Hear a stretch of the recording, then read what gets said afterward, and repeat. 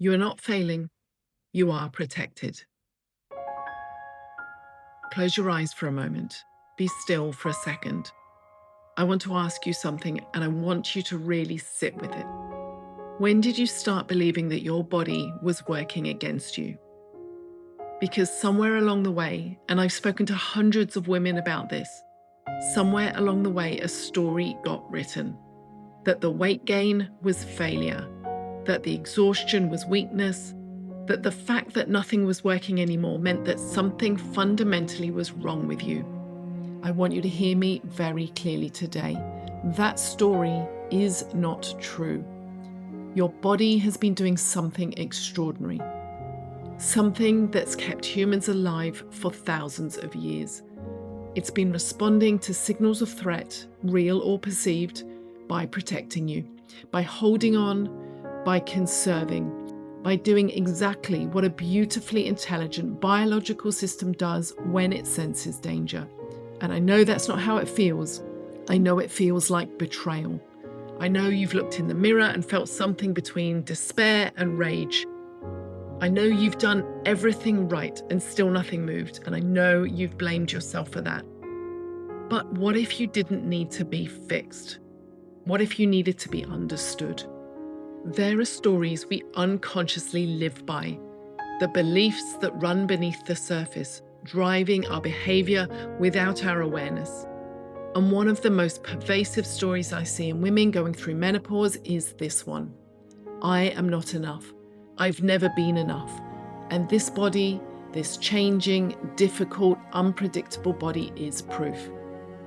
And that belief, held in the body, held in the nervous system, is not neutral. It creates a physiological state of threat, of contradiction, of holding on. What I want to offer you today is not a strategy, not a protocol, not another thing to do. I want to offer you a question.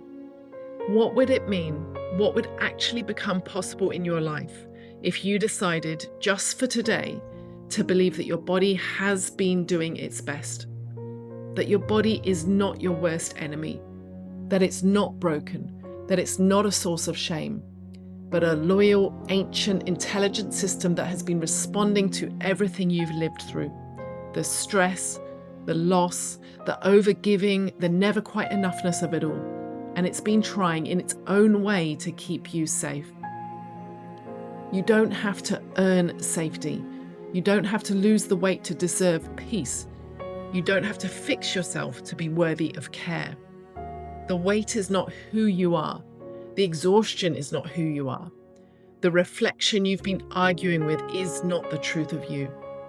You're a woman in the middle of one of the most profound biological transitions a human being goes through. And you're doing it in a world that doesn't slow down for you. It doesn't explain it to you, and it often makes you feel like you should just push through. I'm here to tell you, you don't have to push through. You get to come home to yourself. That's where we start. Not in the gym, not at the fridge, but right here in this moment, in the quiet acknowledgement that you are not broken. You are protected, you are intelligent, you are exactly where you're supposed to be in this moment right now. And from here, from this place of understanding, rather than the war in your mind, everything becomes possible. I'll see you next week. We're going to go into this even deeper.